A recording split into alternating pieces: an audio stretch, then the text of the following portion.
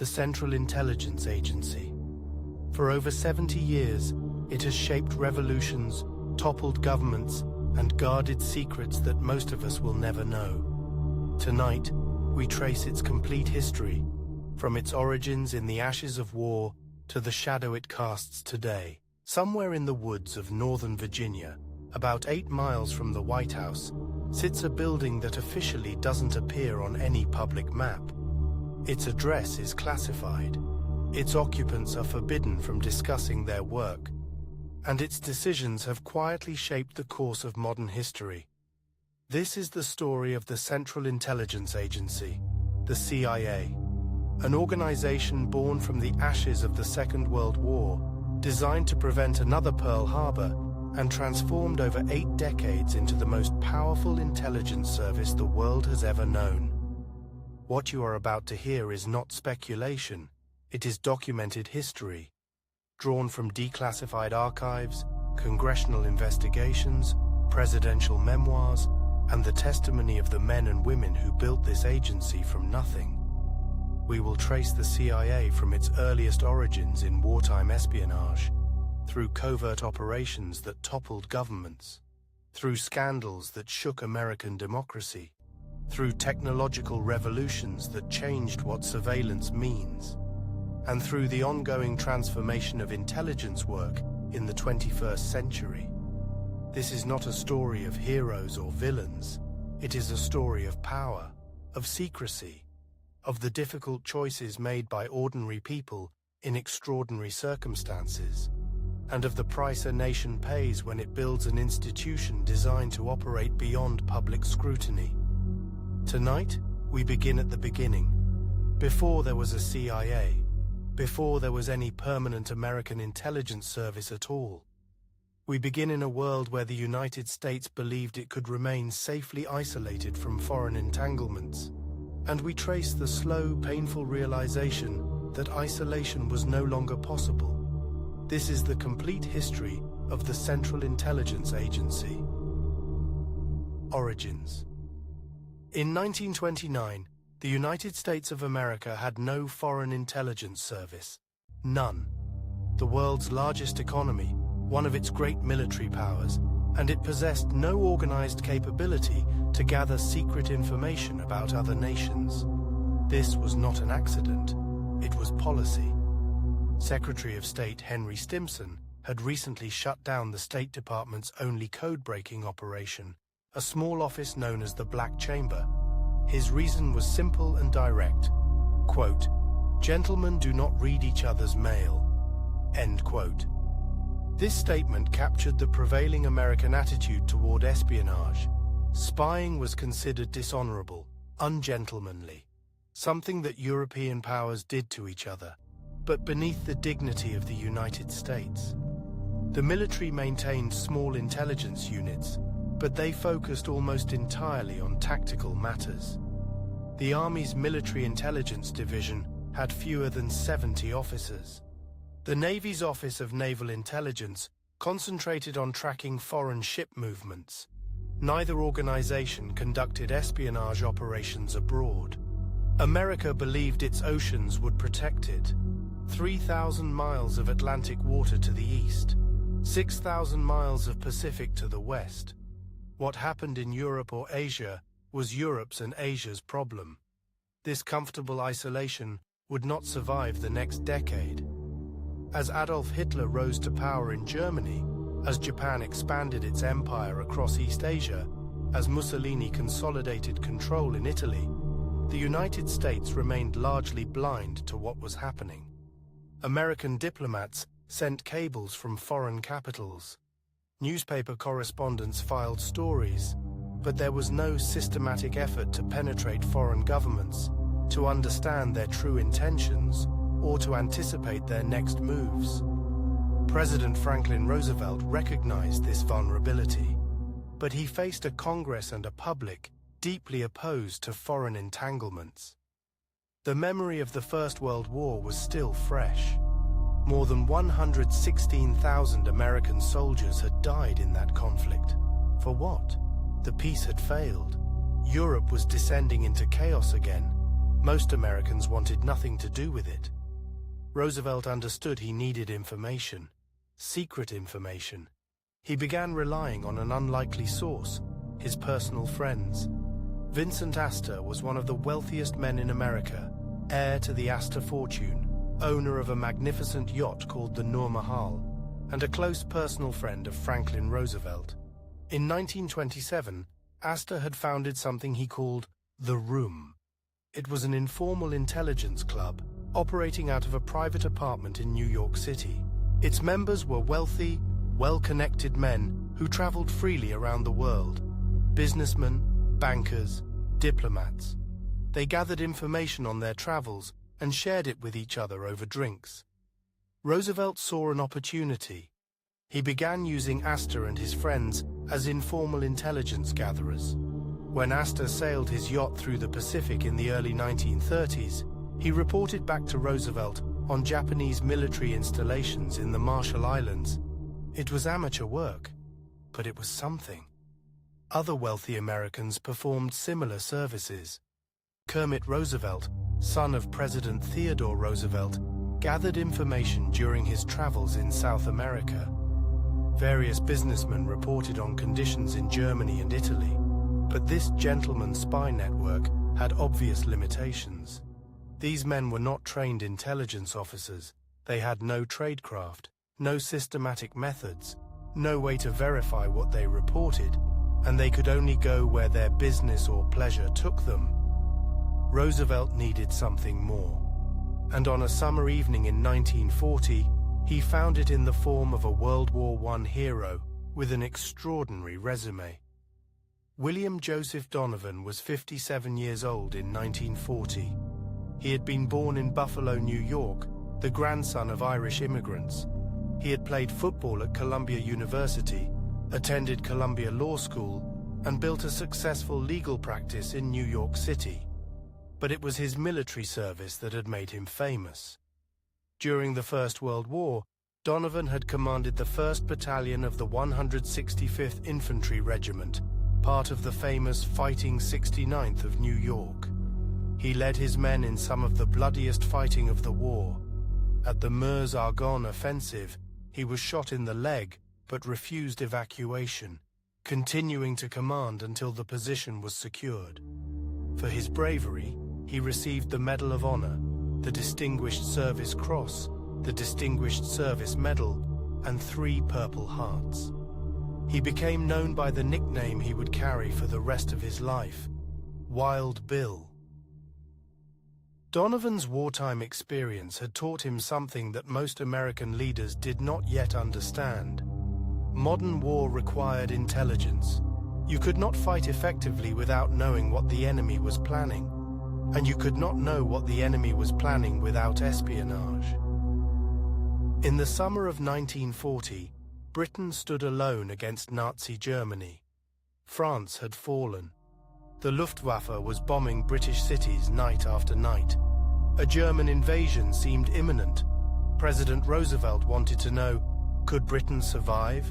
Should America risk sending weapons and supplies that might simply fall into German hands? He sent William Donovan to find out.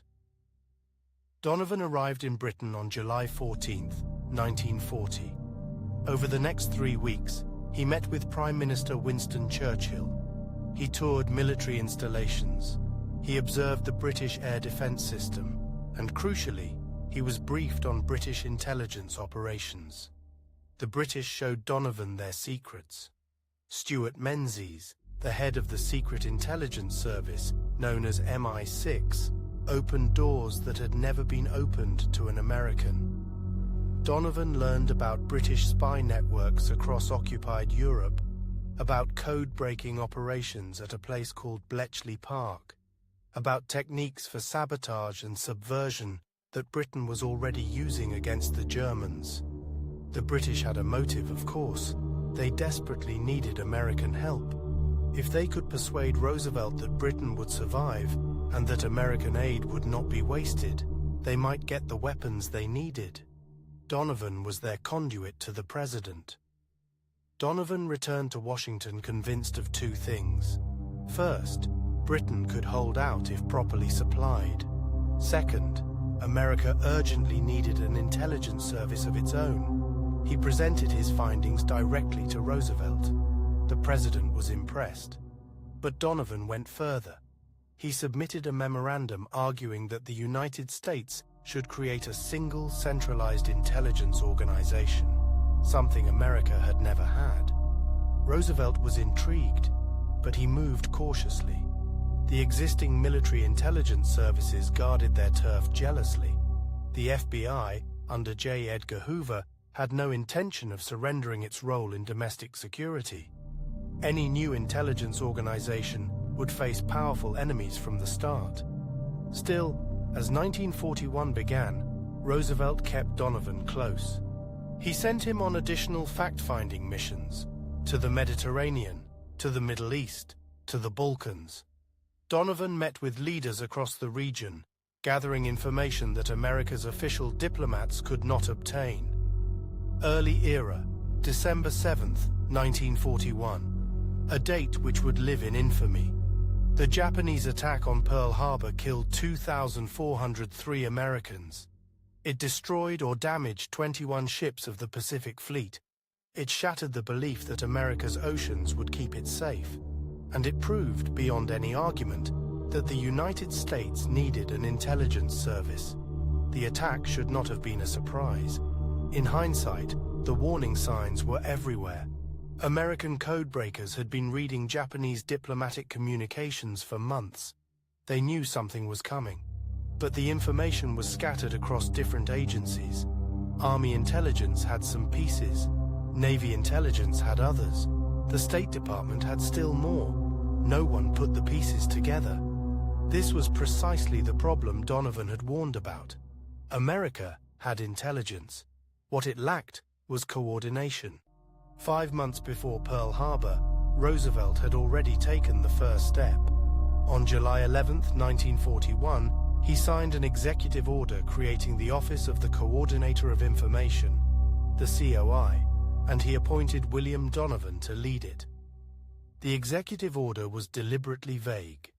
It gave Donovan authority to collect and analyze information and data that might bear upon national security. It said nothing about espionage, nothing about covert operations, nothing about sabotage or subversion. But Donovan had no intention of limiting himself to analysis. From the very beginning, he envisioned an organization that would fight, an organization that would operate behind enemy lines, an organization that would match the capabilities of the British services he so admired. The COI set up headquarters in a converted building that had housed the Public Health Service.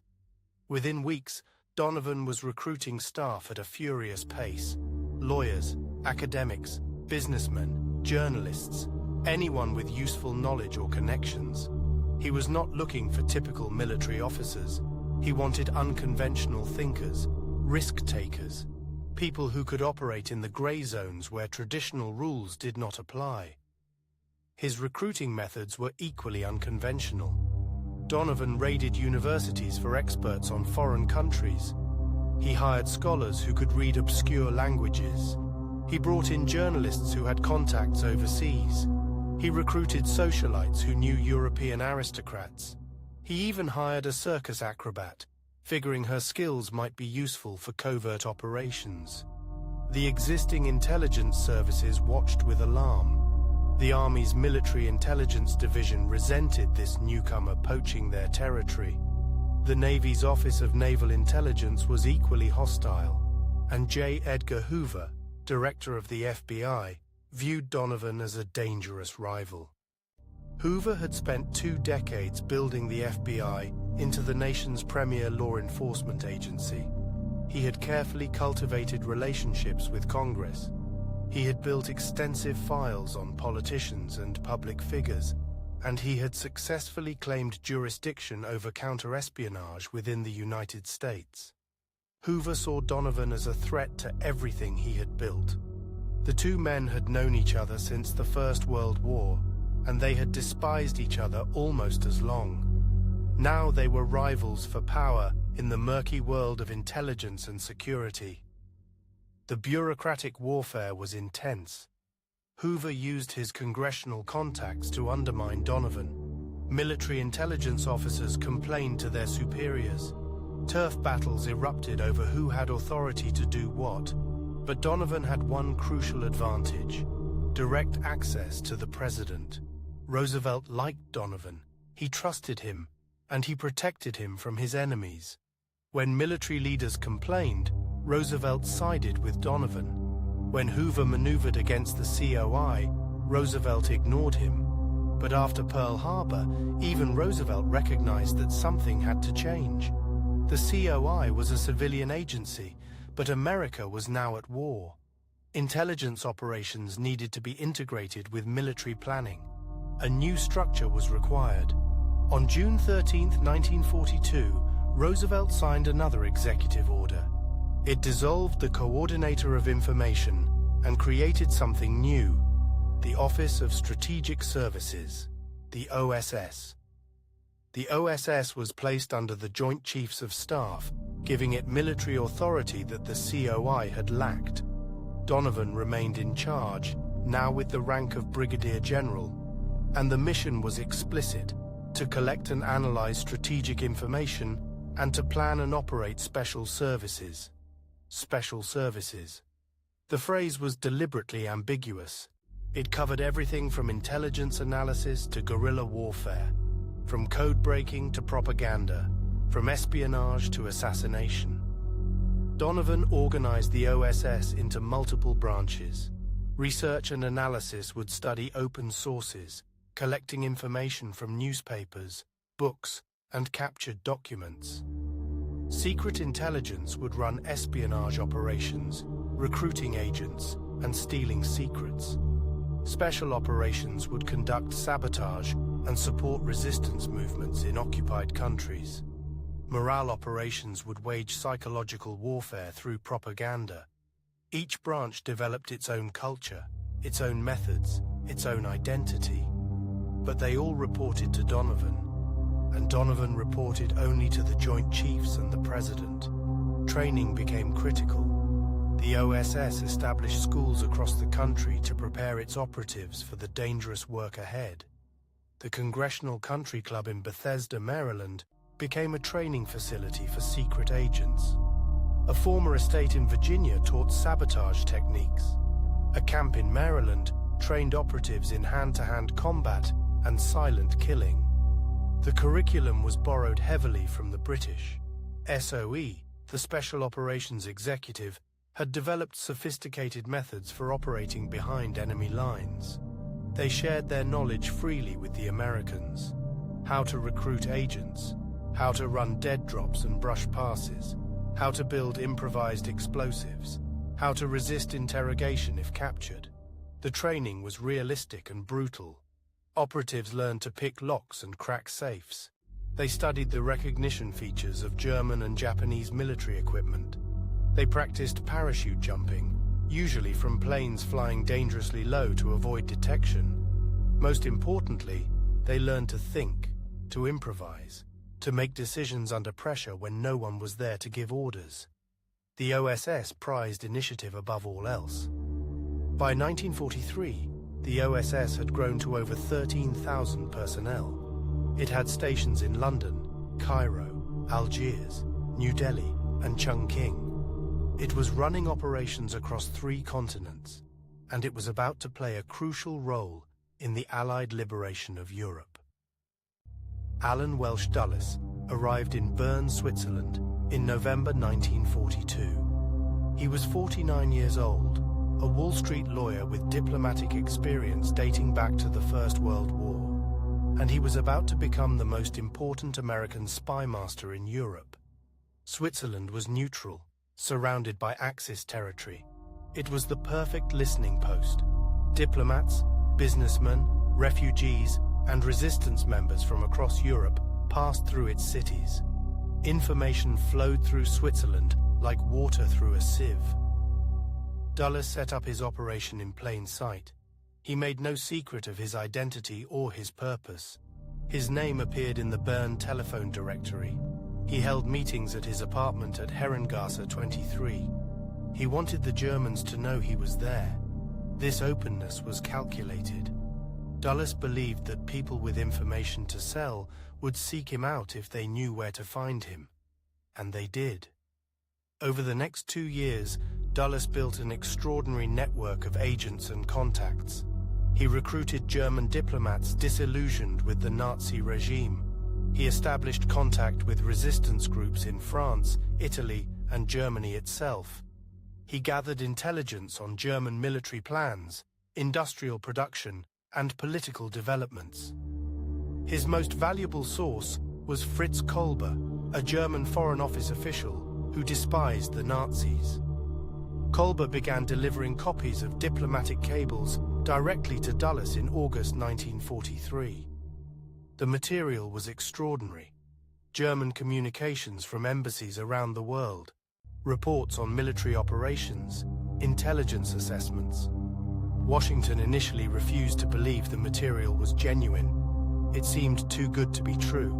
But Dulles insisted it was authentic. Eventually, the analysts agreed. Kolbe's intelligence, codenamed Wood, became one of the most valuable sources of the entire war. Dulles also maintained contact with German resistance movements inside the Third Reich. He knew about the various plots against Hitler. He reported on the conspirators' plans and their requests for Allied support. On July 20, 1944, German officers attempted to assassinate Hitler with a bomb at his military headquarters. The attempt failed. Hitler survived with minor injuries. The conspirators were rounded up and executed. Dulles had known the plot was coming.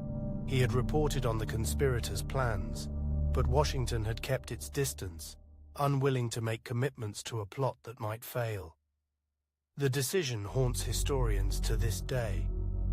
While Dulles worked the corridors of neutral Switzerland, other OSS operatives were dropping directly into occupied territory. The Jedburgh teams were among the most daring. 3-man units, usually including 1 American, 1 British, and 1 operative from the occupied country. They parachuted into France, Belgium, and the Netherlands in the months before and after D-Day. Their mission: to organize resistance groups, direct sabotage operations, and coordinate with Allied military commanders. The work was extraordinarily dangerous. The teams operated in civilian clothes, which meant they could be executed as spies if captured. They depended on local resistance members who might be infiltrated by the Gestapo. They communicated by radio, knowing that German direction-finding equipment was constantly hunting for their signals. But the results were remarkable. In the weeks before D-Day, resistance groups directed by OSS and SOE operatives destroyed railroad lines, bridges, and communications facilities across France. German reinforcements trying to reach Normandy found their routes blocked, their supply lines cut, their communications disrupted. General Dwight Eisenhower later estimated that resistance operations, coordinated by OSS and British intelligence, were worth 15 divisions, the equivalent of 200,000 soldiers. In Italy, OSS operations were equally extensive. Teams worked with partisan groups in the mountains north of the German defensive lines. They gathered intelligence on German troop movements. They identified targets for Allied bombers. They helped organize attacks that tied down German divisions that might otherwise have reinforced the front. The OSS also ran operations behind Japanese lines in Asia. In China, OSS teams worked with nationalist forces and, controversially, with communist guerrillas under Mao Zedong. In Burma, OSS Detachment 101 organized Kachin tribesmen into an effective guerrilla force that killed thousands of Japanese soldiers and rescued dozens of downed Allied pilots. The Kachin operations demonstrated what small teams of trained operatives could accomplish with local support. Detachment 101 never had more than a few hundred American personnel, but working with 10,000 Kachin fighters, they inflicted casualties on the Japanese out of all proportion to their numbers. By the end of the war, The OSS had proven that American intelligence could compete with the best services in the world. It had gathered crucial intelligence. It had conducted successful covert operations. It had developed techniques and trained personnel that would serve as the foundation for post-war intelligence work. But even as victory approached, questions arose about what would come next. Franklin Roosevelt died on April 12, 1945. He had protected William Donovan and the OSS throughout the war. His successor, Harry Truman, was a very different man with very different views. Truman distrusted the OSS. He worried about creating a Gestapo in America. He was skeptical of Donovan's grandiose plans for a permanent intelligence service, and he faced intense pressure from the military services and the FBI, all of whom wanted to see the OSS dismantled. On September 20, 1945, less than 3 weeks after Japan's formal surrender, Truman signed an executive order abolishing the Office of Strategic Services. The organization that Donovan had built from nothing was dissolved. The Research and Analysis Branch was transferred to the State Department. The Espionage and Covert Action branches were sent to the War Department, where they became the Strategic Services Unit. William Donovan returned to private law practice, his dream of a permanent intelligence service apparently dead. But the world would not cooperate with President Truman's hopes for a peaceful post-war order. Within months, new tensions were emerging between the United States and its wartime ally, the Soviet Union. The wartime alliance was fracturing, a new conflict was beginning, and America would need an intelligence service after all. The story was The Complete History of the CIA Vertical Bar, Sleep Documentary, Part 2, Rise. The Central Intelligence Agency, born from the ashes of the Wartime Office of Strategic Services, entered the 1950s as an organization still finding its identity. But the decade that followed would transform this fledgling intelligence service into something far larger, far more powerful, and far more consequential than its creators had ever imagined. The Cold War was intensifying. The Soviet Union had detonated its first atomic bomb in August 1949, years ahead of Western predictions. China had fallen to communist forces under Mao Zedong, and across the globe, the ideological battle between capitalism and communism was reshaping the boundaries of nations and the fates of millions. In this atmosphere of existential competition, the CIA found its purpose, and with purpose came growth. Alan Welsh Dulles became Director of Central Intelligence on February 26, 1953, appointed by newly inaugurated President Dwight D. Eisenhower. Dulles was not new to intelligence work. He had served in the Office of Strategic Services during World War II, running operations from Switzerland that penetrated Nazi Germany's innermost circles. He was urbane, well-connected, and utterly convinced of the CIA's vital importance to American security. His brother, John Foster Dulles, served simultaneously as Secretary of State, giving Alan unprecedented access to the highest levels of foreign policy decision-making. This was no coincidence. The Dulles brothers shared a worldview that saw communism as an existential threat, requiring aggressive, often covert confrontation. Under Alan Dulles, the CIA would expand dramatically in both size and ambition. The agency's budget, classified then as now, grew from approximately $82 million in 1953 to over $700 million by 1961. Personnel numbers swelled, new divisions were created, and the scope of operations extended to every inhabited continent. The CIA of this era was organized into several directorates. The Directorate of Intelligence handled analysis, processing the vast streams of information flowing in from around the world and producing assessments for policymakers. The Directorate of Administration managed logistics, personnel, and the mundane but essential machinery of a large bureaucracy. But it was the Directorate of Plans, sometimes called the clandestine service, that captured the agency's imagination and consumed an ever-growing share of its resources.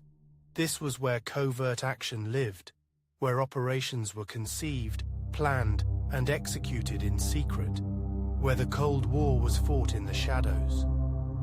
The first major covert action of the Dulles era came not in Europe or Asia, but in the Middle East.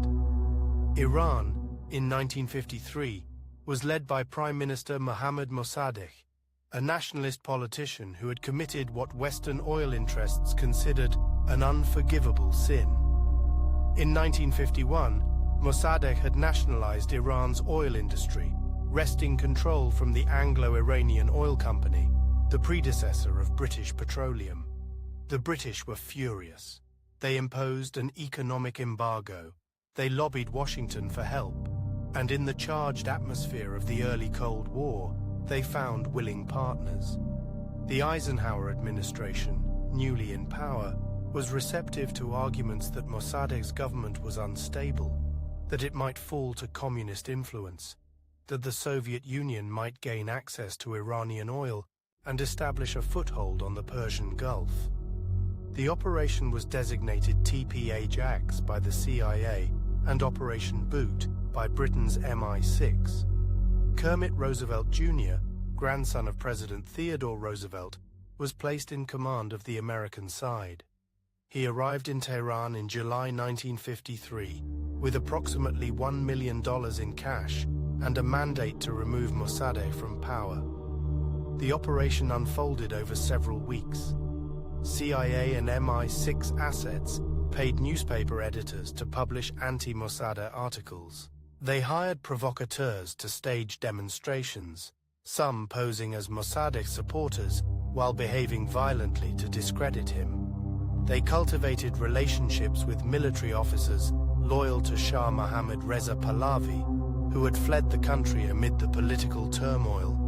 The first attempt to seize power on August 15th failed. Mossadegh loyalists arrested the officers who had come to dismiss him.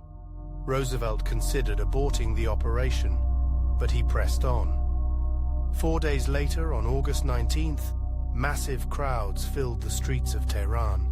Some were genuine royalists. Many had been paid to participate. Military units moved against Mossadegh's residence. By evening, he had surrendered. The Shah returned from his brief exile in Rome, and Iran's experiment with nationalist democracy was over. Within the CIA, Operation Ajax was celebrated as a masterstroke. It seemed to prove that determined covert action, properly funded and cleverly executed, could reshape the political landscape of an entire nation. The lessons drawn from this success, or what appeared to be success, would echo through the agency's operations for decades to come. What was not fully appreciated at the time was the cost. The Shah would rule Iran for another 26 years, his government increasingly authoritarian, his secret police increasingly brutal. And when revolution finally came in 1979, the memory of American intervention in 1953 would fuel anti-American sentiment that persists to this day. The following year, the CIA turned its attention to the Western Hemisphere. Guatemala, a small Central American nation, had elected Jacobo Arbenz Guzman as president in 1951. Arbenz was a reformer. He implemented an agrarian reform program that redistributed unused agricultural land to peasant farmers. Much of this land belonged to the United Fruit Company, an American corporation with vast holdings throughout Central America and powerful friends in Washington. United Fruit's connections reached into the highest levels of the Eisenhower administration. Secretary of State John Foster Dulles had been a partner at the law firm that represented the company. CIA Director Allen Dulles had served on its board. These connections alone did not cause American intervention, but they ensured that Guatemala received close and unsympathetic attention. The CIA assessed Arbenz as vulnerable to communist influence. pointing to the presence of Communist Party members in his government and his purchase of weapons from Czechoslovakia after the United States had cut off military aid. Whether Guatemala genuinely threatened American security interests, or whether these concerns were exaggerated to justify intervention, remains debated by historians. What is not debated is what happened next. The CIA recruited Carlos Castillo Armas, a Guatemalan military officer who had previously attempted a coup against Arbenz and was living in exile. They trained a small force of several hundred Guatemalan exiles at secret camps in Honduras and Nicaragua. They provided aircraft, World War II-era fighters flown by American pilots under contract to the agency, and in June 1954, they launched Operation PBS Success. The military force itself was almost irrelevant.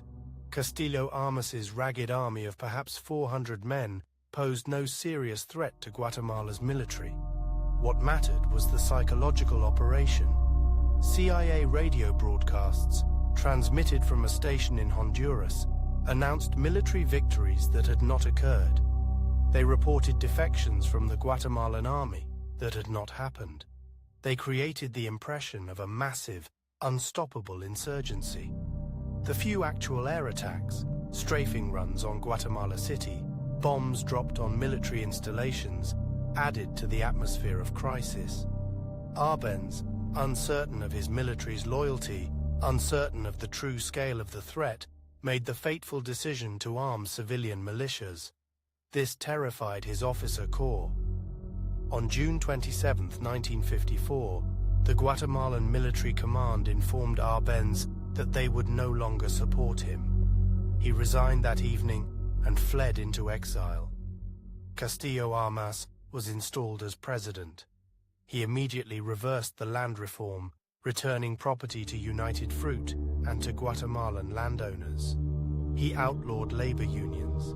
He disenfranchised illiterate citizens, removing the majority of the population from political participation. Guatemala would endure decades of military rule, civil war, and political violence that would claim hundreds of thousands of lives. These early covert action successes convinced the CIA's leadership that they had discovered a powerful tool of statecraft. Covert action was cheaper than war. It was deniable, or at least it seemed deniable at the time. It allowed the United States to shape events in distant countries without the political costs of visible military intervention. The agency's budget for covert operations grew accordingly. By the mid-1950s, the Directorate of Plans consumed more than half of the CIA's total resources. Covert action stations were established in countries around the world. Relationships were cultivated with foreign politicians, military officers, journalists, labor leaders, anyone who might prove useful in the ideological struggle against communism. The CIA's reach extended into the realm of information and ideas. Radio Free Europe, established in 1950 and headquartered in Munich, broadcast into Eastern Europe, Poland, Czechoslovakia, Hungary, Romania, Bulgaria. Its programs offered news and commentary that communist governments did not permit their citizens to hear. Radio Liberation, later renamed Radio Liberty, performed the same function for audiences in the Soviet Union. Both operations were covertly funded by the CIA, though they maintained the fiction of being private organizations supported by American citizens. The broadcasts reached millions of listeners behind the Iron Curtain.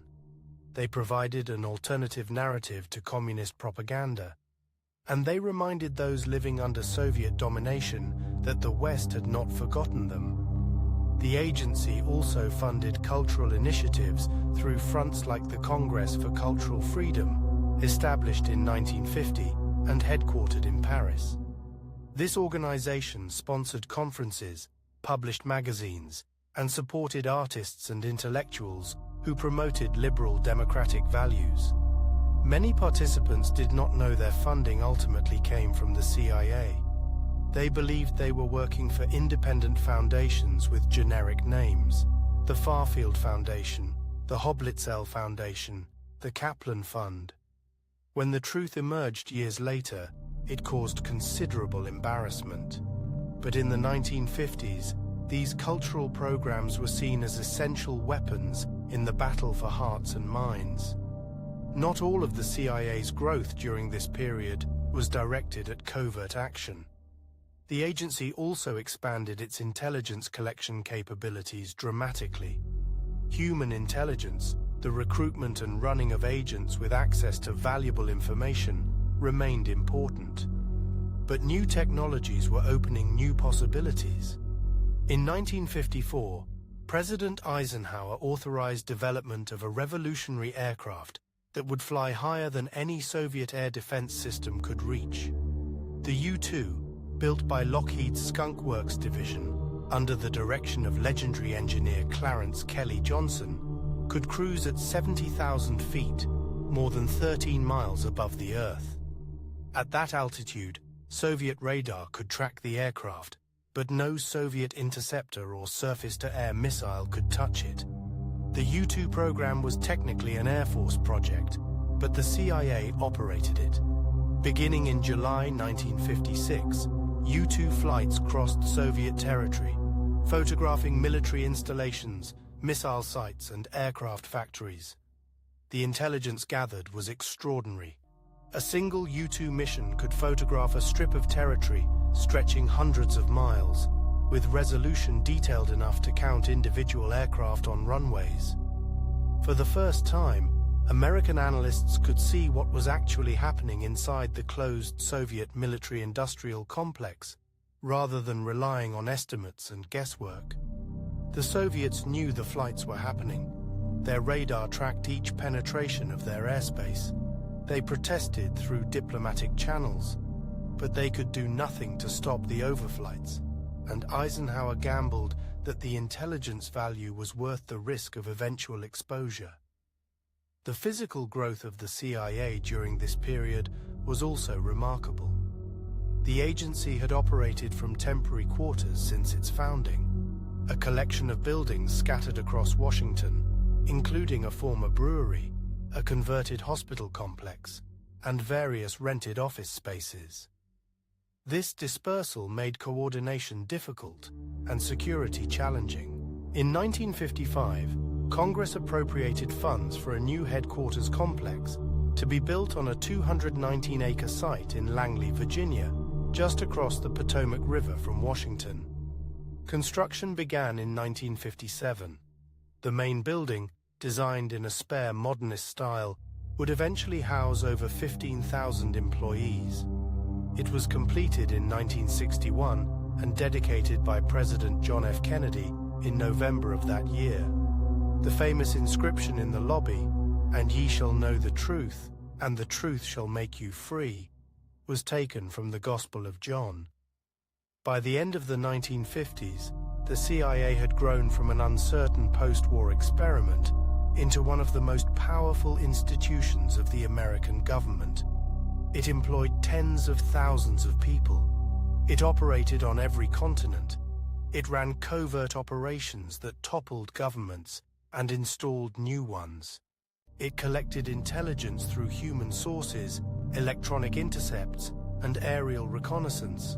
It funded publications, organizations, and movements around the world.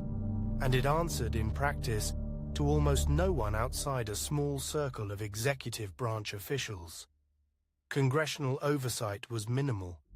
The few senators and representatives briefed on CIA activities rarely asked probing questions. They accepted the agency's assurances that everything being done was necessary, legal, and in the national interest. This lack of accountability would have consequences, but those consequences lay in the future. Peak crisis. The transition from the Eisenhower administration to the Kennedy administration in January 1961 marked a new chapter in the CIA's history. It would prove to be a chapter of stunning ambition, catastrophic failure, and ultimately, of crisis that threatened the agency's very existence. The seeds of this crisis had been planted in the final year of the Eisenhower presidency. Cuba, the largest island in the Caribbean, had undergone a revolution. Fidel Castro's guerrilla movement had overthrown the corrupt dictatorship of Fulgencio Batista on January 1, 1959. Initially, the American government was uncertain how to respond. Castro was not yet openly communist. Some hoped he might prove a reformer rather than a radical. Those hopes faded quickly. Castro nationalized American-owned businesses without adequate compensation. He established close ties with the Soviet Union. He executed hundreds of former Batista supporters after summary trials. And he began supporting revolutionary movements elsewhere in Latin America. By early 1960, the Eisenhower administration had concluded that Castro must go. The CIA was tasked with finding a solution. Drawing on its experience in Guatemala 6 years earlier, the agency proposed a similar operation: train a force of Cuban exiles, provide them with weapons and air support, land them on the island, and watch as the Cuban people rose up to join them in overthrowing Castro. This assessment rested on several assumptions: that the Cuban military was weak and unreliable, that the Cuban people were eager to be liberated, that Castro's government was brittle and would collapse at the first serious challenge. Every one of these assumptions was wrong. Planning for what would become the Bay of Pigs invasion began in March 1960. The CIA recruited Cuban exiles in Miami, men who had fled Castro's revolution and were desperate to reclaim their homeland. Training camps were established in Guatemala, on coffee plantations whose owners were sympathetic to the cause. The exile force, designated Brigade 2506, eventually numbered approximately 1,400 men. They were a mix of former soldiers, students, professionals, and adventurers. Some had military experience, many did not. They were motivated by genuine patriotism, by hatred of Castro, by hopes of returning to the lives they had lost. President Eisenhower approved the operation in concept, but left its execution to his successor. When John F. Kennedy took office on January 20, 1961, he inherited a plan that was already well advanced. The new president had doubts.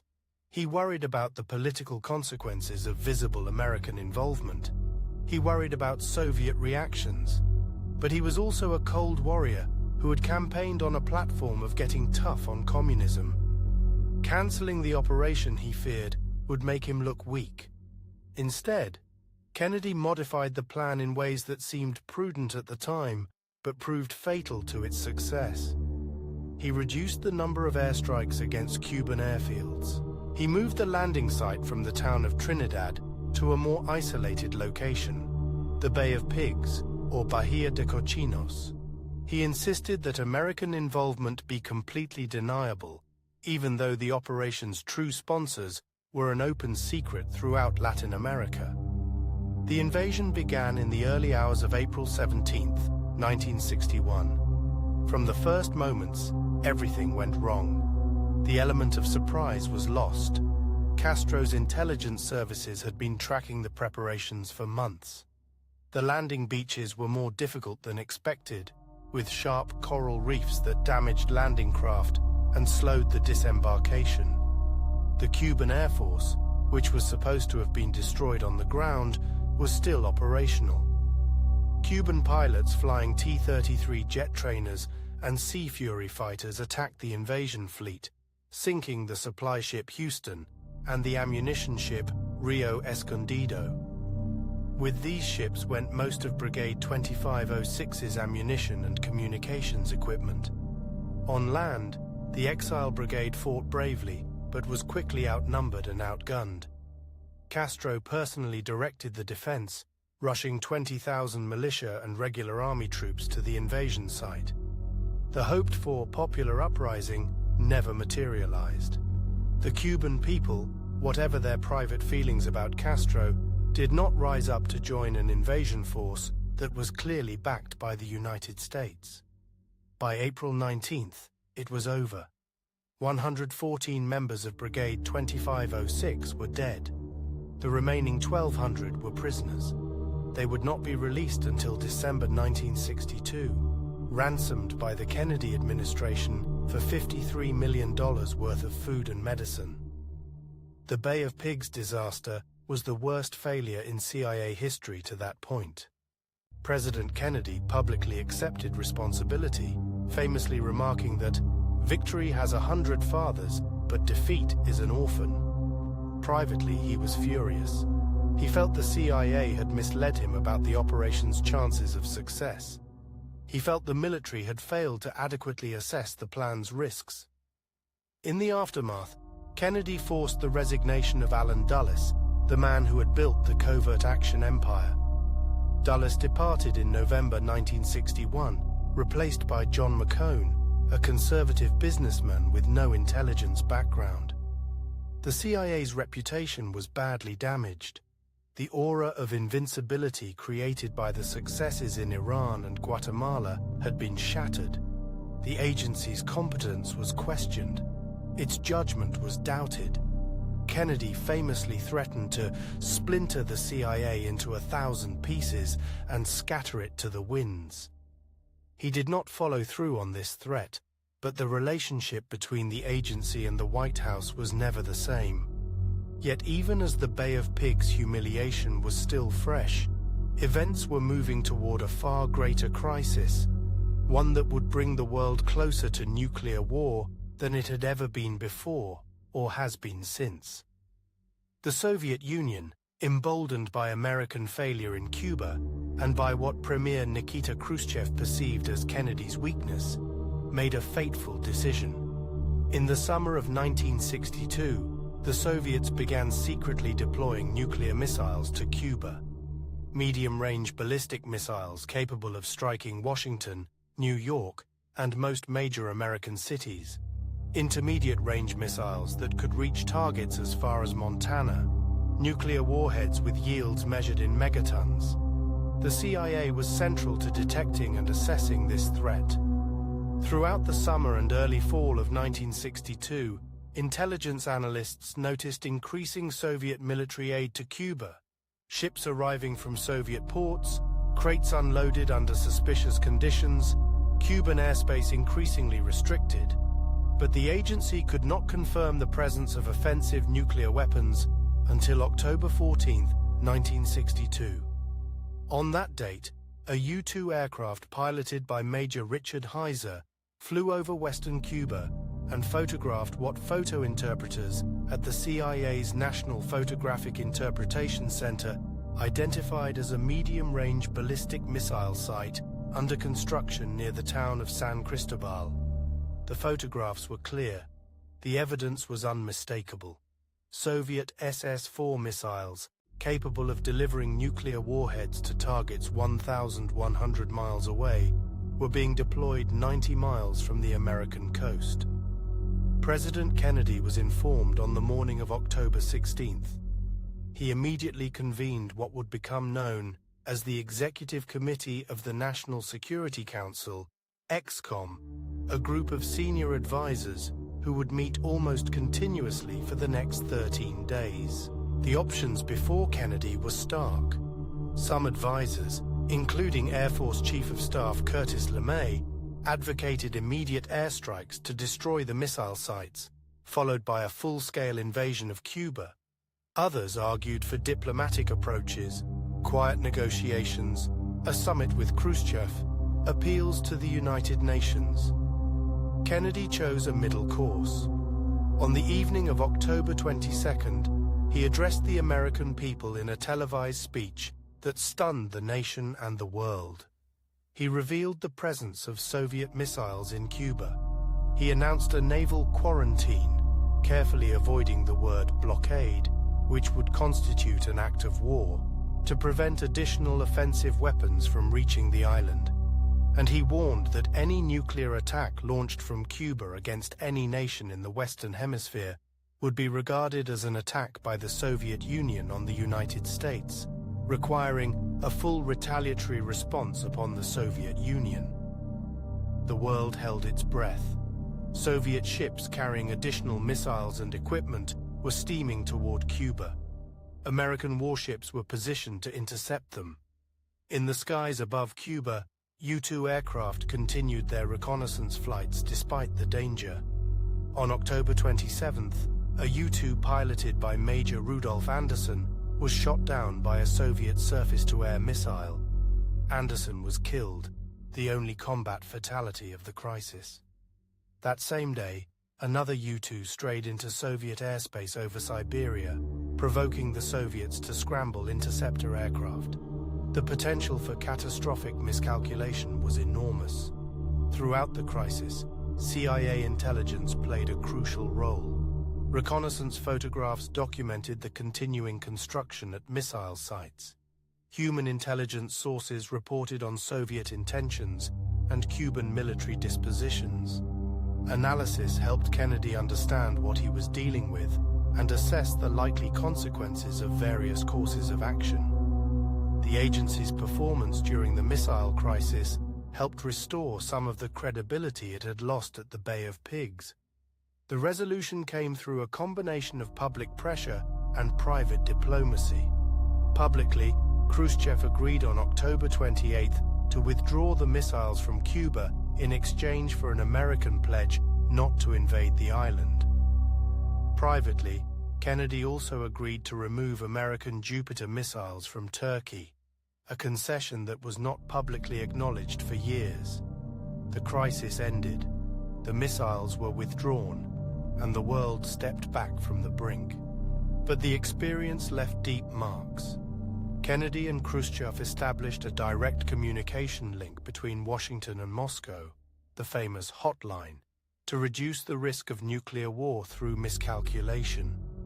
Both superpowers moved cautiously toward arms control negotiations that would eventually produce the Limited Test Ban Treaty of 1963. For the CIA, the Cuban Missile Crisis demonstrated both the agency's importance and its limitations.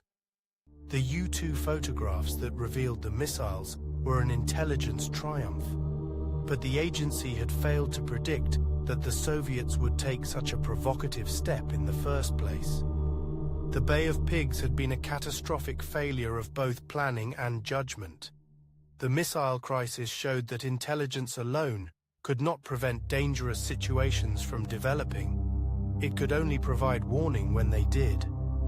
President Kennedy's relationship with the CIA remained complicated for the remaining year of his life. He had lost faith in the agency's covert action capabilities after the Bay of Pigs, but he continued to rely on CIA intelligence assessments and to authorize certain ongoing operations. One of these operations would become among the most controversial in agency history. The CIA had been attempting to assassinate Fidel Castro since the Eisenhower administration. The efforts continued under Kennedy. The methods ranged from the sophisticated to the absurd: poison pills, exploding cigars, contaminated diving suits, mafia hitmen. Operation Mongoose, authorized by Kennedy in November 1961, was a comprehensive covert action program aimed at destabilizing the Castro government. It included sabotage operations, propaganda campaigns, and support for Cuban dissident groups. Attorney General Robert Kennedy, the president's brother, took an active personal interest in the program, pushing the CIA for more aggressive action. None of these efforts succeeded. Castro remained firmly in power, his security services increasingly effective at penetrating and neutralizing opposition groups. The assassination attempts, there were at least 8 separate plots between 1960 and 1965, all failed. On November 22, 1963, President John F. Kennedy was assassinated in Dallas, Texas. Lee Harvey Oswald, a former Marine who had defected to the Soviet Union and then returned to the United States, was arrested for the murder. 2 days later, Oswald himself was killed by nightclub owner Jack Ruby before he could stand trial. The assassination would spawn countless conspiracy theories, many of them involving the CIA. Had the agency, embittered by Kennedy's treatment after the Bay of Pigs, participated in a plot against the president? Had anti-Castro Cuban exiles, abandoned at the Bay of Pigs, taken revenge?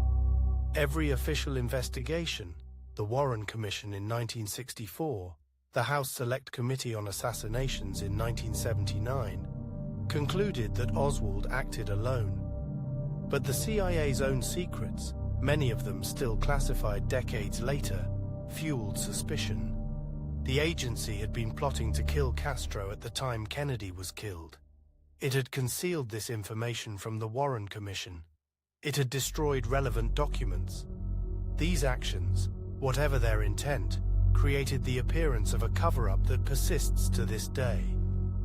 The new president, Lyndon Baines Johnson, inherited all of Kennedy's foreign policy challenges and would soon face an even greater one. Vietnam. The CIA had been involved in Southeast Asia since the early 1950s, supporting French colonial efforts, and then, after French defeat, the anti-communist government of South Vietnam. Under Johnson, American involvement escalated dramatically. By 1965, American combat troops were fighting in Vietnam. By 1968, more than 500,000 American service members were deployed there. The CIA's role in Vietnam was multifaceted.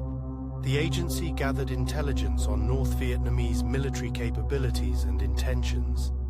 It ran operations against the Ho Chi Minh Trail, the network of paths through Laos and Cambodia that supplied communist forces in the south. It supported counterinsurgency programs in South Vietnamese villages, and it conducted what became known as the Phoenix Program, a controversial effort to identify and neutralize members of the Viet Cong's political infrastructure. Phoenix remains one of the most debated programs in CIA history. Its proponents argued that it successfully targeted the shadow government that the Viet Cong had established throughout South Vietnam, the tax collectors, political officers, and administrators who were essential to the communist war effort. Its critics charged that it amounted to an assassination program that killed thousands of innocent civilians based on faulty intelligence and paid informants with personal grudges. The truth, as documented in congressional hearings years later, was complicated.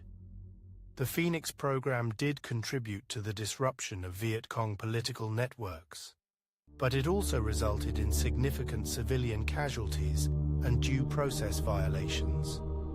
CIA officer William Colby, who oversaw the program, testified that 20,587 suspected Viet Cong were killed between 1968 and 1971, though he noted that most of these deaths occurred in military operations rather than targeted assassinations. Vietnam proved to be a watershed for American intelligence, just as it was for American foreign policy generally. The CIA produced assessments that often contradicted the optimistic reports coming from military commanders in the field. Agency analysts noted the resilience of North Vietnamese forces, the continuing flow of supplies down the Ho Chi Minh Trail, the weakness of the South Vietnamese government. These assessments were not always welcome at the White House or the Pentagon. Johnson famously complained about CIA estimates that undermined his public position. The tension between intelligence and policy, between what analysts believed to be true and what policymakers wanted to hear, would become a recurring theme in agency history. As the war dragged on, as casualties mounted, as the optimistic predictions of imminent victory proved hollow, public faith in American institutions eroded. The CIA, along with the military, the presidency, and the broader national security establishment, lost the presumption of trust it had enjoyed in the early Cold War years. Questions began to be asked about what the agency was actually doing, about who was authorizing its activities, about whether there were any limits on its power. These questions would intensify dramatically in the decade to come. Richard Nixon came to the presidency with more foreign policy experience than any president since Eisenhower. He had served as Eisenhower's vice president for 8 years.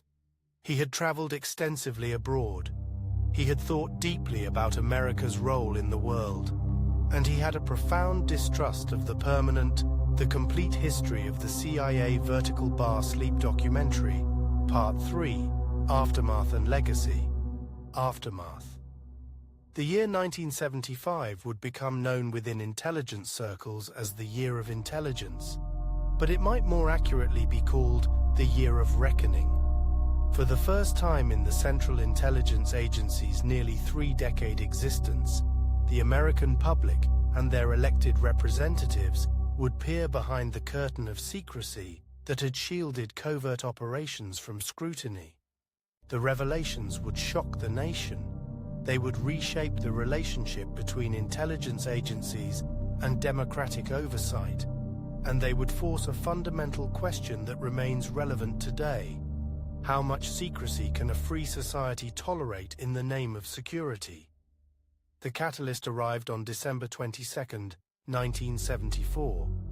Investigative journalist Seymour Hersh published a front-page story in the New York Times that would crack open the agency's carefully guarded secrets. The headline read simply, "Huge CIA operation reported in US against anti-war forces." But the contents were explosive. Hersh detailed what he called a massive illegal domestic intelligence operation conducted by the CIA against American citizens during the Nixon administration. The article revealed that the agency had maintained intelligence files on at least 10,000 American citizens. It described mail-opening programs, physical surveillance of activists, infiltration of domestic political organizations. All of this was in direct violation of the 1947 National Security Act, which explicitly prohibited the CIA from conducting operations within the United States. The public reaction was immediate and intense. After the Watergate scandal had just forced President Nixon from office, Americans had little patience for further revelations of government misconduct. President Gerald Ford, who had assumed office only 4 months earlier, recognized that he needed to act quickly. On January 4, 1975, he announced the creation of the President's Commission on CIA Activities within the United States. The commission would be chaired by Vice President Nelson Rockefeller, and its mandate was to determine whether the CIA had exceeded its statutory authority. The 8-member panel included notable figures: former Secretary of Commerce John Connor, retired General Lyman Lemnitzer, former Solicitor General Erwin Griswold, and a young White House Chief of Staff named Richard Cheney, who served as the Commission's liaison to President Ford. The Rockefeller Commission began its work in early January, but almost immediately, critics questioned whether the executive branch could adequately investigate itself. Democratic Senator Frank Church of Idaho and Democratic Representative Otis Pike of New York both announced that Congress would conduct its own parallel investigations. The Senate established the Select Committee to study governmental operations with respect to intelligence activities on January 27, 1975. Frank Church, a 4-term senator known for his opposition to the Vietnam War, was named chairman. The committee included 11 members, 6 Democrats and 5 Republicans. Among them were future presidential candidates Walter Mondale and Howard Baker. The House followed suit on February 19th, creating its own Select Committee on Intelligence. Representative Otis Pike of New York, a veteran of World War II and a sharp-tongued critic of government waste, was chosen to lead the inquiry. The Pike Committee would focus primarily on the effectiveness and cost of intelligence operations. The Church Committee would examine the legality and morality of those same activities. Together, they would conduct the most comprehensive investigation of American intelligence agencies in history. The Church Committee's hearings began on September 16, 1975. Over the following year, the committee would conduct 126 full committee meetings, 273 staff interviews. Over 800 witnesses were interviewed under oath. The committee reviewed tens of thousands of documents that the CIA, FBI, NSA, and other agencies were compelled to produce. Some witnesses cooperated fully. Others invoked executive privilege or national security concerns. A few refused to testify entirely. The first major revelation came when the committee examined the CIA's relationship with organized crime. Documents showed that the agency had approached mafia figures in 1960 to help assassinate Cuban leader Fidel Castro. The intermediary was a private investigator named Robert Maheu, who had previously worked for the CIA and later became Howard Hughes's chief aide. Maheu contacted Johnny Roselli, a handsome Chicago mobster with Hollywood connections. Roselli then recruited Sam Giancana, the boss of the Chicago outfit, and Santos Traficante, the Florida crime lord who had operated casinos in pre-revolutionary Cuba. The poison pills intended for Castro were developed by the CIA's Technical Services Division. They were designed to dissolve in liquid and leave no trace. The agency provided 6 pills to the mobsters, who attempted multiple times to have them slipped into Castro's food or drink through contacts in Havana. Every attempt failed. Castro's security was too thorough. The plots continued until 1963, when Attorney General Robert Kennedy's aggressive prosecution of organized crime made further collaboration untenable. The mobsters were being hunted by one arm of the government while being employed by another. But Castro was far from the only target. The Church Committee documented assassination plots against at least 5 foreign leaders: Patrice Lumumba of the Congo, Rafael Trujillo of the Dominican Republic, Ngo Dinh Diem of South Vietnam, General René Schneider of Chile, and of course, Fidel Castro. The committee determined that the CIA had been directly involved in planning or encouraging these assassinations, though the degree of presidential knowledge varied case by case. On September 17, 1975, Senator Church held up a CIA-developed dart gun before the cameras. The weapon could fire a small poison dart that would cause a heart attack, leaving no trace during autopsy. The image became iconic. Here was visible proof that the Central Intelligence Agency had developed weapons specifically designed for assassination. The agency's darkest capabilities were now on display for all Americans to see. William Colby, who had become Director of Central Intelligence in 1973, had made the controversial decision to cooperate extensively with investigators. He believed that selective disclosure was better than having secrets ripped out through leaks and subpoenas. The Church Committee also exposed the full scope of MKUltra. The mind control program had been partially revealed through a 1963 internal CIA Inspector General report, but most documents had been destroyed in 1973 on the orders of then-Director Richard Helms. However, investigators discovered a cache of approximately 20,000 documents that had been misfiled in the agency's financial records. These documents revealed experiments that shocked the nation. American citizens had been given LSD without their knowledge or consent. Mental patients at institutions had been subjected to experimental procedures. Prisoners were used as test subjects. The program had funded research at 80 institutions, including 44 colleges and universities, 12 hospitals, and 3 prisons. The total number of individuals affected was never precisely determined, but estimates ranged into the thousands. Some victims suffered permanent psychological damage. At least one death was directly attributable to the program. Army scientist Frank Olson, who fell from a New York hotel window in 1953 after being secretly dosed with LSD, had his death ruled a suicide. Decades later, evidence suggested he may have been murdered because he knew too much about the program and had expressed a desire to leave the agency. The Rockefeller Commission published its report on June 6, 1975. The 300-page document confirmed many of Hersh's original allegations. The CIA had indeed conducted illegal domestic surveillance. It had opened the mail of American citizens. It had infiltrated domestic political groups. The Commission recommended 29 reforms, but stopped short of calling for criminal prosecutions. Critics noted that the Commission had been given access to information about assassination plots, but had relegated those findings to a classified annex that was never published. The Church Committee's final reports began appearing in April 1976.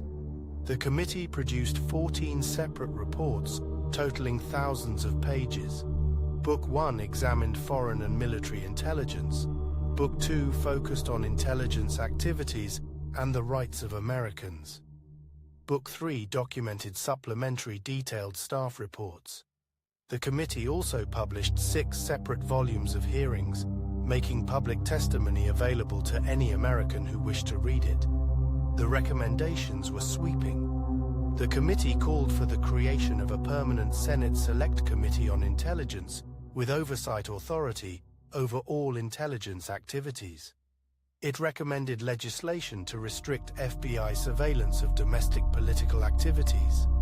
It proposed a statutory charter for the CIA that would clearly define and limit its powers. It called for criminal penalties for government officials who violated the law in conducting intelligence operations. And it recommended an absolute ban on assassination as an instrument of American foreign policy. The Pike Committee's work followed a more contentious path. Representative Pike clashed repeatedly with the CIA and the Ford administration over access to documents. The committee's final report was never officially published after the House voted to suppress it, citing national security concerns. However, journalist Daniel Shaw obtained a copy and published excerpts in the Village Voice in February 1976.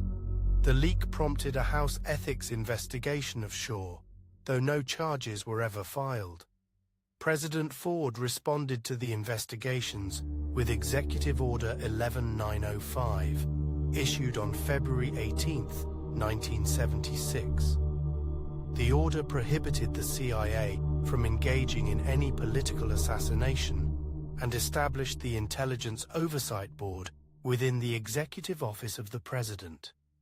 Ford also reorganized the intelligence community, creating new command structures designed to improve coordination and prevent abuses. But critics argued that executive orders could be rescinded by any future president and called for permanent legislative reforms. Congress eventually responded. On May 19, 1976, the Senate established the Select Committee on Intelligence as a permanent body with jurisdiction over the CIA, NSA, DIA, and other intelligence agencies. The House followed in July 1977 with its own permanent Select Committee on Intelligence. For the first time, elected representatives would have ongoing institutionalized oversight of American intelligence operations. The committees would receive briefings on covert actions. They would review intelligence budgets. They would have subpoena power to investigate potential abuses. The most significant legislative reform came with the Foreign Intelligence Surveillance Act, passed on October 25, 1978. FISA established a secret court to review and approve domestic surveillance activities related to foreign intelligence gathering. Before FISA, intelligence agencies had conducted such surveillance under claimed executive authority with no judicial oversight whatsoever. The new law required the government to demonstrate probable cause before a panel of federal judges. The FISA court, as it became known, would operate in secure facilities within the Department of Justice building, its proceedings classified and its decisions kept secret. President Jimmy Carter, who took office in January 1977, continued the reform process. He appointed Admiral Stansfield Turner as Director of Central Intelligence with a mandate to clean house. Turner took the assignment seriously. In October 1977, he announced the termination of 800 covert operatives from the CIA's Directorate of Operations in an action that became known as the Halloween Massacre. The mass firing devastated morale within the agency. Career officers who had spent decades building networks and conducting operations were suddenly dismissed. Many felt they were being punished for following orders that had been given by superiors who were now safely retired or dead. The Halloween Massacre created a generation of embittered former intelligence officers. Some would later argue that the cuts went too far, that the agency lost institutional knowledge and human intelligence capabilities that took decades to rebuild. Others maintained that the reductions were necessary to remove officers who had become too comfortable with operating outside legal boundaries. The debate continues to this day. Carter also issued Executive Order 12036 on January 24, 1978, which further restricted intelligence activities. The order prohibited the CIA from infiltrating domestic organizations. It banned physical surveillance of Americans within the United States. It required intelligence agencies to use the least intrusive collection techniques feasible, and it maintained the ban on assassination. The order represented the most comprehensive restrictions ever placed on American intelligence agencies by a sitting president. But even as reforms were implemented, some questioned whether they went far enough. The officials who had authorized illegal programs were never criminally prosecuted. Richard Helms, the former CIA director who had ordered the destruction of MKUltra documents, pleaded no contest to 2 misdemeanor counts of failing to testify fully before Congress in 1977. He was fined $2,000 and given a suspended 2-year prison sentence. Helms paid the fine with contributions from former CIA colleagues and reportedly wore his conviction as a badge of honor. No other senior official faced any criminal penalty.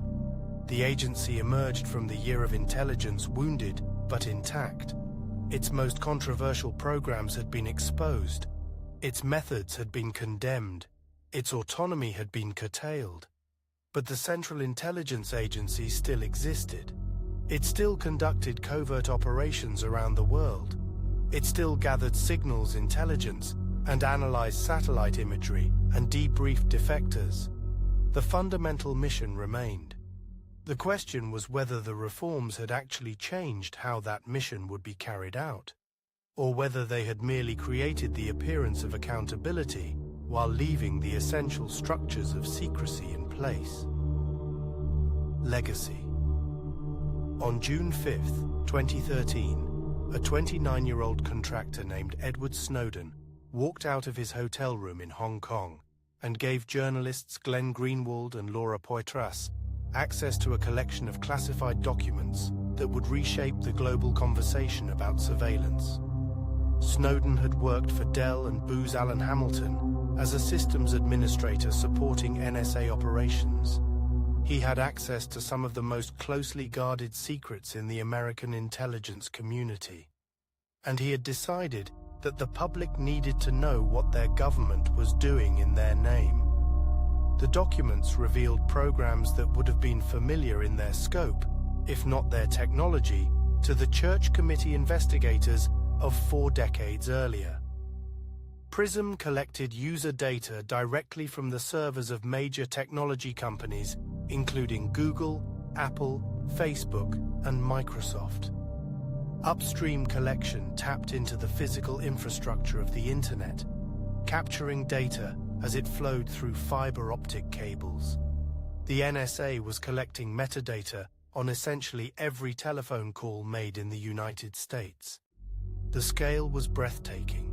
The agency had built the largest surveillance apparatus in human history.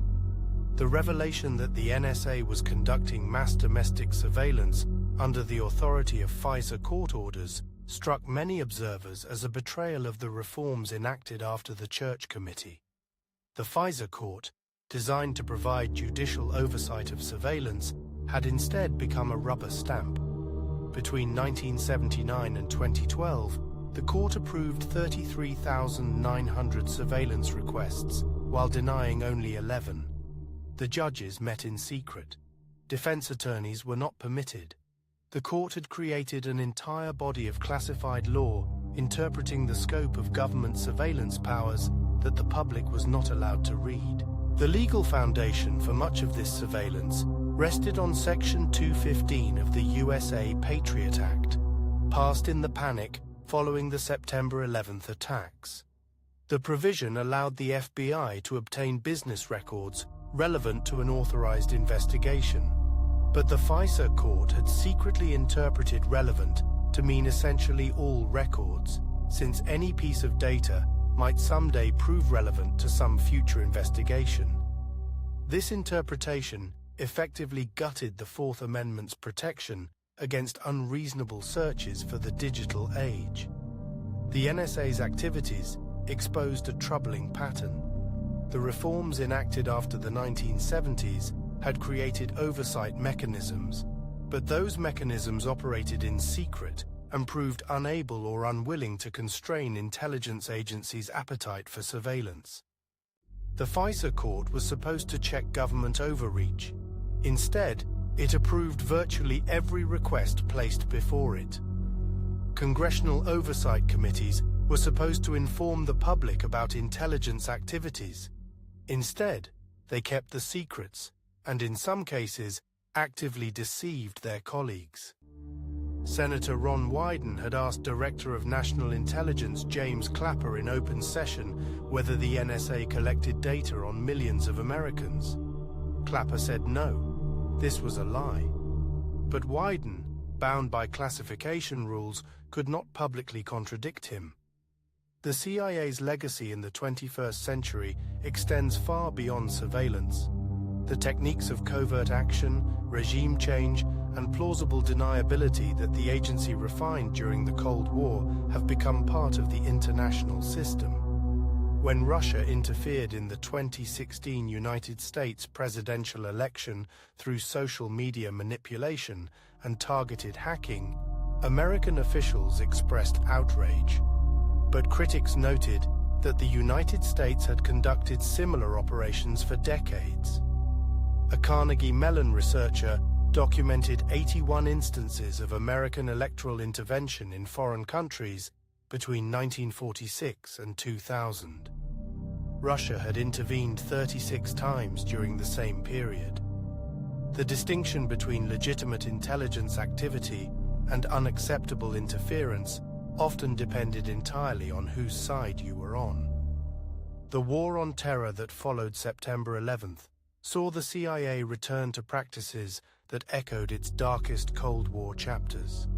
The Enhanced Interrogation Techniques program, authorized by the Bush administration in 2002, subjected detainees to waterboarding, sleep deprivation, stress positions, and confinement in small boxes.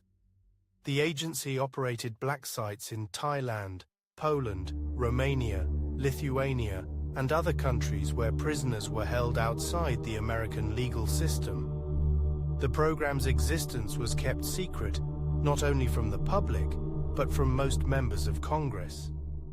The Senate Intelligence Committee investigated the CIA's detention and interrogation program beginning in 2009. The resulting study, completed in 2012, ran more than 6,700 pages and represented the most comprehensive examination of CIA torture practices ever conducted. The committee reviewed more than 6 million pages of CIA records. What they found was damning.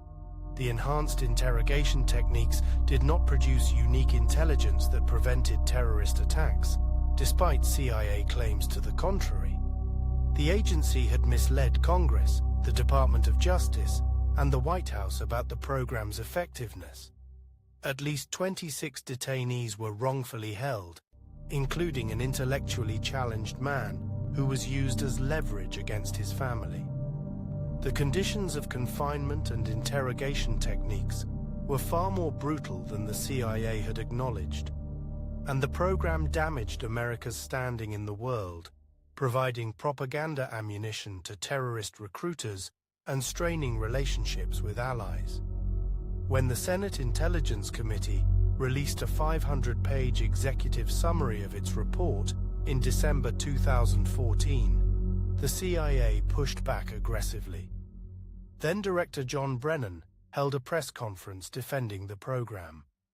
Former directors and deputy directors appeared on television to argue that the enhanced interrogation techniques had produced valuable intelligence.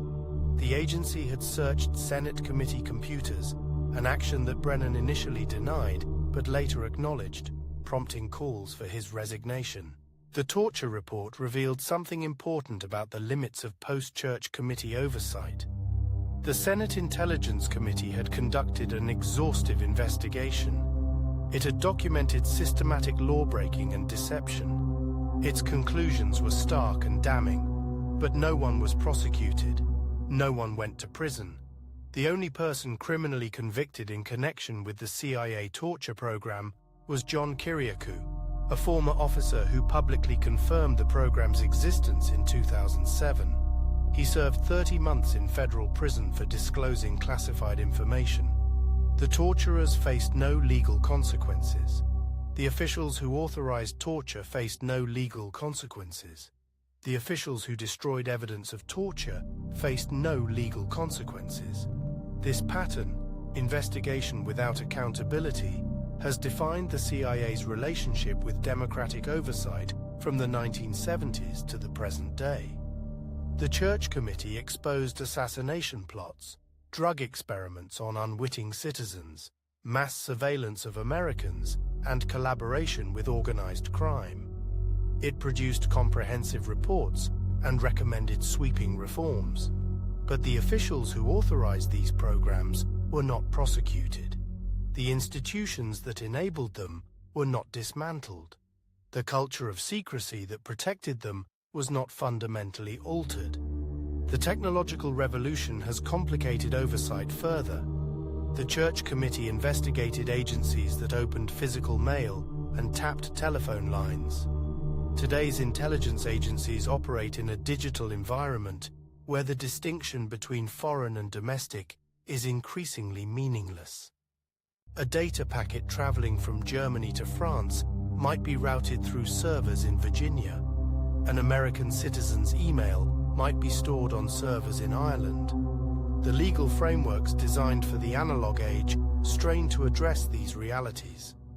Section 702 of the FISA Amendments Act, passed in 2008 and repeatedly reauthorized, allows the NSA to conduct warrantless surveillance of non-Americans located outside the United States. But this surveillance inevitably collects enormous quantities of American communications as well. These incidentally collected communications can then be searched by the FBI without a warrant. Civil liberties advocates have called this the backdoor search loophole. It allows the government to conduct surveillance on Americans that would require a warrant under traditional Fourth Amendment standards, simply by framing the initial collection as targeting foreigners. The debate over Section 702 has divided traditional political coalitions. Libertarian Republicans and progressive Democrats have joined forces to demand reforms. National security hawks of both parties have argued that the authority is essential for protecting against terrorist attacks. The intelligence community has lobbied intensively to maintain its surveillance capabilities. Each time the provision comes up for reauthorization, the same arguments are made, the same compromises are reached, and the fundamental structure of mass surveillance remains intact. Congress did enact some reforms after the Snowden revelations. The USA Freedom Act, passed in June 2015, ended the bulk collection of telephone metadata by the NSA. Instead of the government collecting and storing this data, telecommunications companies would retain it, and the NSA would query specific records with FISA court approval.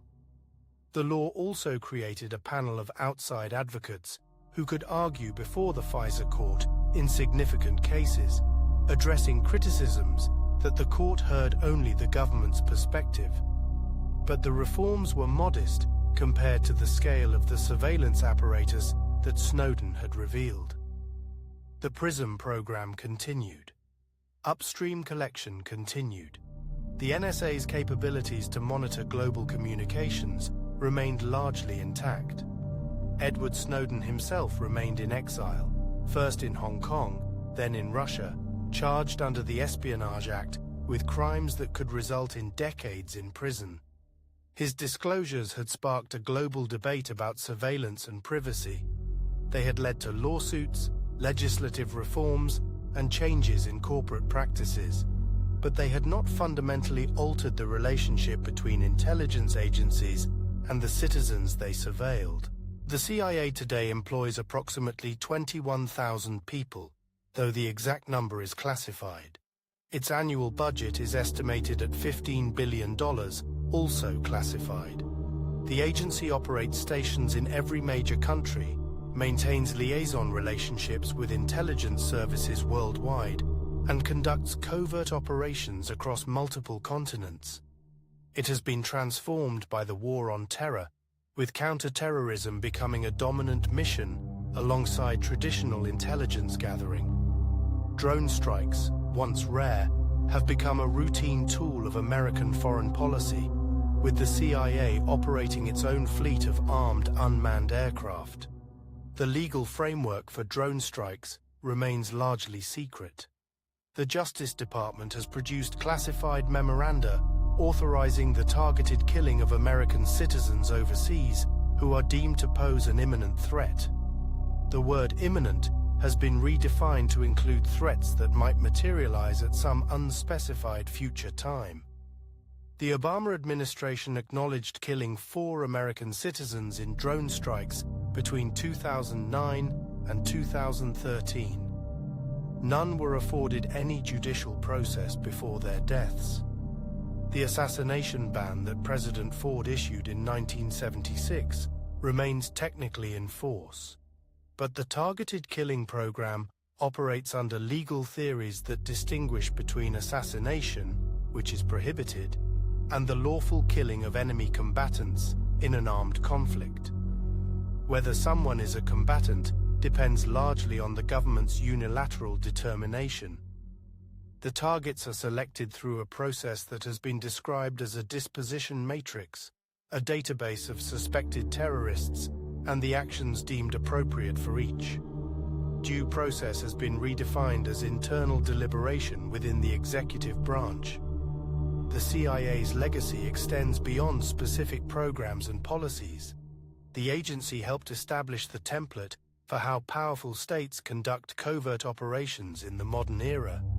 The techniques pioneered during the Cold War, regime change, psychological operations, economic destabilization, support for proxy forces, have been adopted by intelligence services worldwide. When Russia supports separatists in Ukraine or China, conducts influence operations in Australia, they are employing methods that the CIA refined decades ago. The institutional culture of secrecy that the CIA developed has also spread throughout the American government. Classification decisions are made by millions of government employees and contractors. The total number of classified documents created each year is estimated in the tens of millions. Over 4 million Americans hold security clearances. The presumption of transparency that democratic theory assumes has been inverted. The government operates in secret by default, revealing information to the public only when compelled by leaks, lawsuits, or the slow grinding of the declassification process. Academic researchers studying the CIA face unique challenges. Many relevant documents remain classified decades after the events they describe. Former officers are bound by pre-publication review requirements that allow the agency to redact information from their writings. The institutional history that the CIA has released has been criticized as selective and self-serving. True accountability requires information. Information requires transparency. And transparency remains fundamentally at odds with the intelligence community's culture and legal authorities. The tension between secrecy and democracy that the CIA embodies has never been resolved. It was present at the agency's creation in 1947, when Congress debated whether any democracy could safely maintain a permanent intelligence service. It was present during the Church Committee investigations, when Senator Church called the CIA a rogue elephant and questioned whether it could ever be brought under constitutional control. It remains present today as new technologies create new surveillance capabilities and new forms of covert action that existing oversight mechanisms struggle to comprehend. The Central Intelligence Agency is now 77 years old. It has survived multiple scandals, numerous reform efforts, and fundamental changes in the international system it was created to navigate. It has been led by military officers, politicians, lawyers, and career intelligence professionals. It has been praised as essential to American security and condemned as a threat to American values. It has conducted operations that remain classified and others that have been exposed in exhaustive detail. Its full history may never be known. What can be said with certainty is that the questions raised by the CIA's existence about secrecy and democracy, about ends and means, about what a free society may do in its own defense, remain as urgent today as they were in 1947. The answers that Americans give to these questions will shape not only the future of intelligence, but the character of the Republic itself. The debate continues in congressional hearings and courtrooms, in academic journals and newspaper editorials, in classified briefings and leaked documents.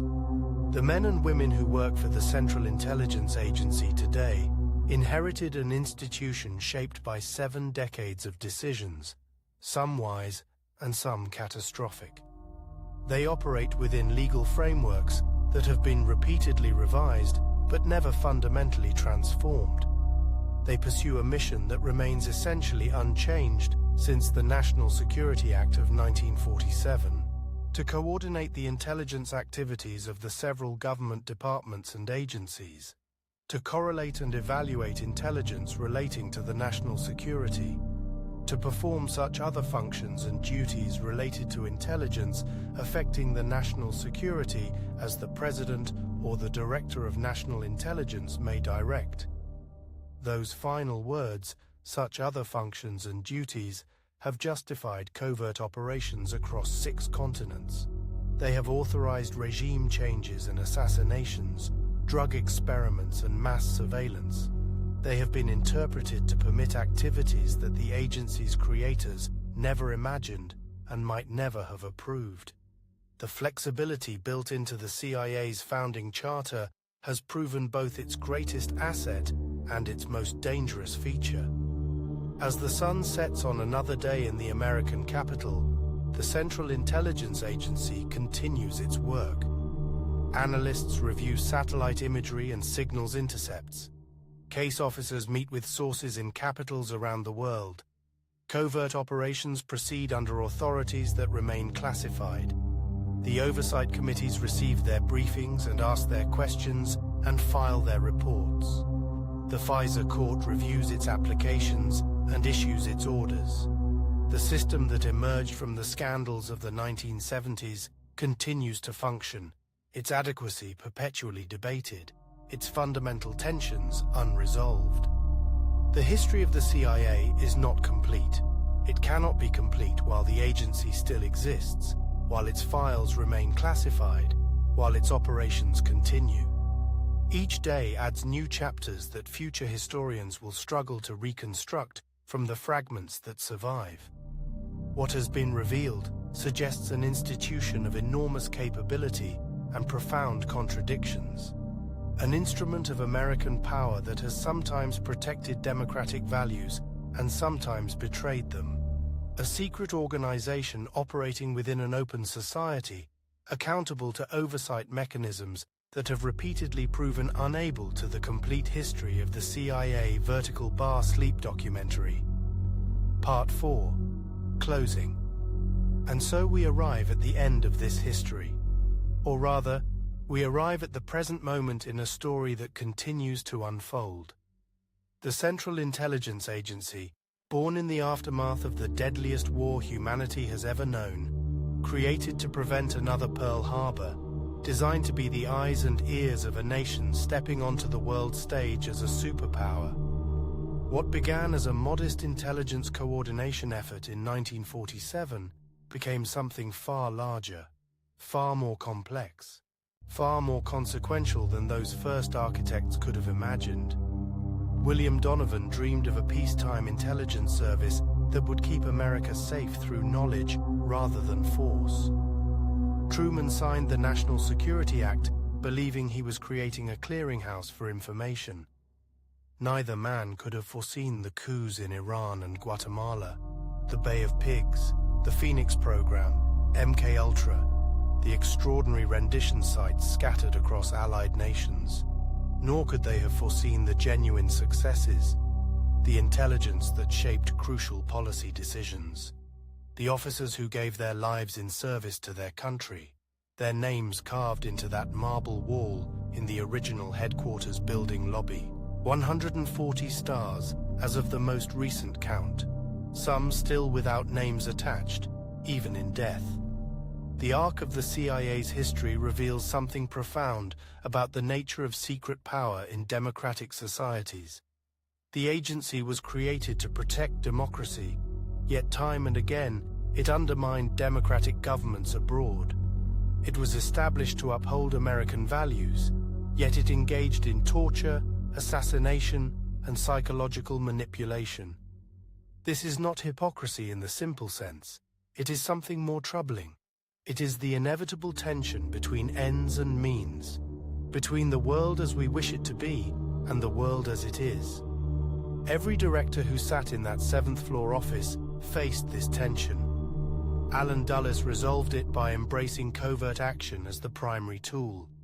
William Colby resolved it by exposing the agency's sins to Congress. George Tenet resolved it by telling a president what he wanted to hear. Leon Panetta resolved it by hunting one man across the globe for nearly a decade. Each believed they were serving their country.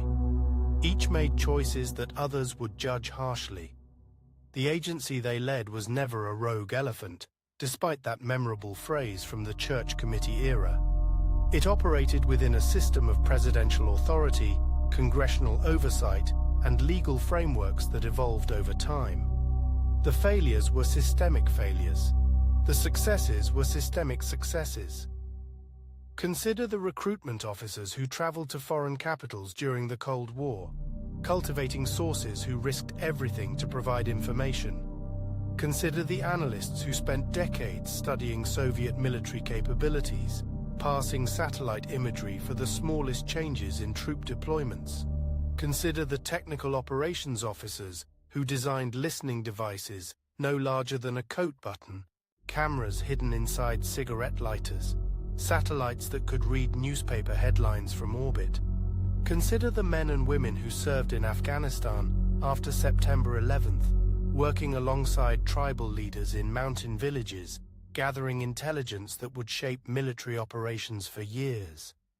Consider those who questioned the enhanced interrogation program and were told their concerns were noted but not actionable. Consider those who believed the program was necessary and effective. Consider those who still believe that today. The CIA has always been composed of human beings making human decisions with incomplete information under extraordinary pressure. This does not excuse wrongdoing, it contextualizes it. The agency's history is a record of human judgment, human ambition, human fear, and human error. 78 years. That is how long the Central Intelligence Agency has existed as of this recording. In that time, it has operated under 13 different directors and 15 different presidents. It has conducted operations on every continent except Antarctica. It has maintained relationships with allied intelligence services across the globe. Britain's MI6, Israel's Mossad, Germany's BND, Australia's ASIS, France's DGSE, and many others whose cooperation remains classified. The agency has employed linguists fluent in over 100 languages, recruited assets from nearly every nation on Earth, maintained networks of safe houses, front companies, and cover organizations spanning decades. The infrastructure of American intelligence is vast beyond public comprehension. The black budget that funds it remains largely hidden from view. What we know comes from declassified documents, congressional investigations, whistleblowers, and the occasional memoir from retired officers approved by the publication's review board. What we do not know would fill libraries. 140 stars on that memorial wall. Each one represents a life given in service. Some died in plane crashes in remote terrain. Some were executed by hostile governments. Some were killed in terrorist attacks. Some died in circumstances that remain classified to this day. Their families received visits from agency representatives. Sometimes medals presented in private ceremonies. Sometimes nothing but silence. The work of intelligence has always demanded sacrifice, not only from officers, but from their families. The spouses who did not know where their husbands or wives traveled, the children who could not explain what their parents did for a living, the mothers and fathers who received word that their son or daughter had died abroad in service to their country without ever learning the full circumstances. These sacrifices are real. They deserve acknowledgement, even as we examine the agency's failures with clear eyes.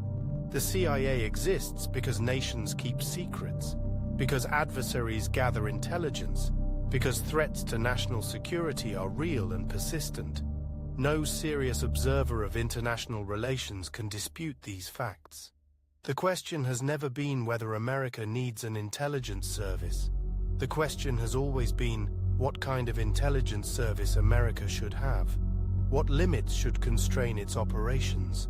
What oversight should govern its conduct? What accountability should apply when things go wrong?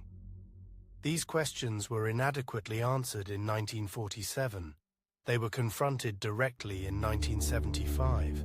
They were revisited after September 11, 2001. They continue to be debated today.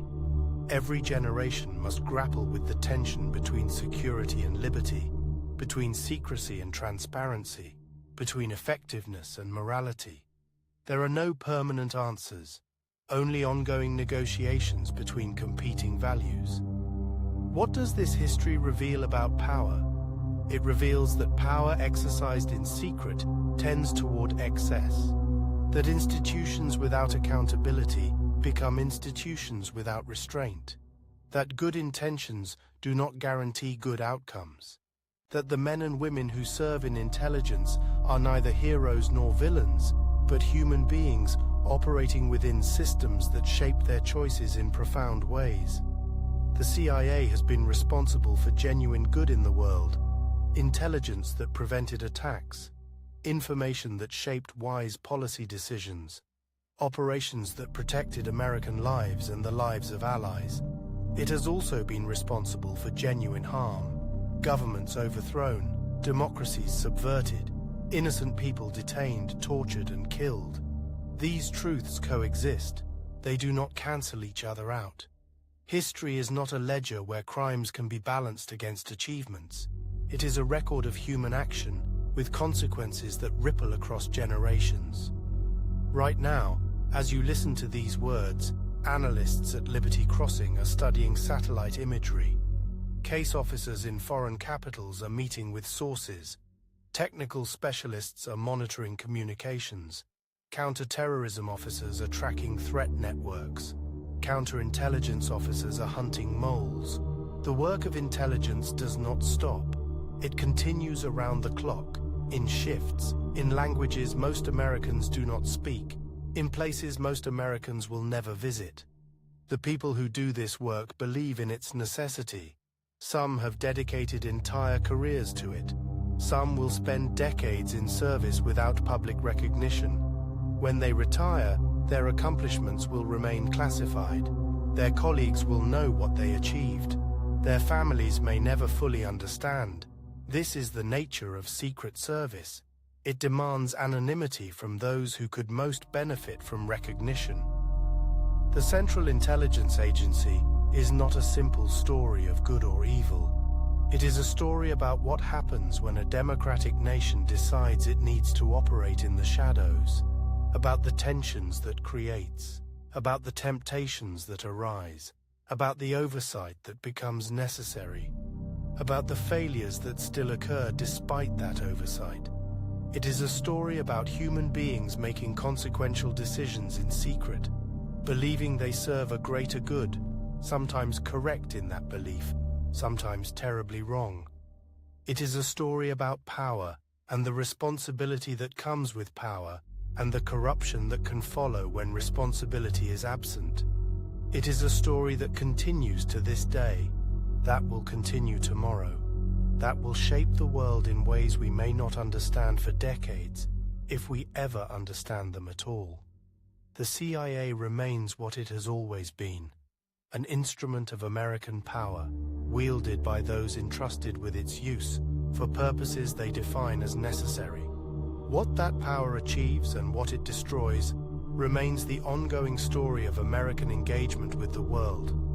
78 years of secrets, of operations, of successes and failures, of lives saved and lives lost, of democracies defended and democracies overthrown, of intelligence gathered and intelligence ignored, of officers who served with honor and officers who crossed lines that should not have been crossed.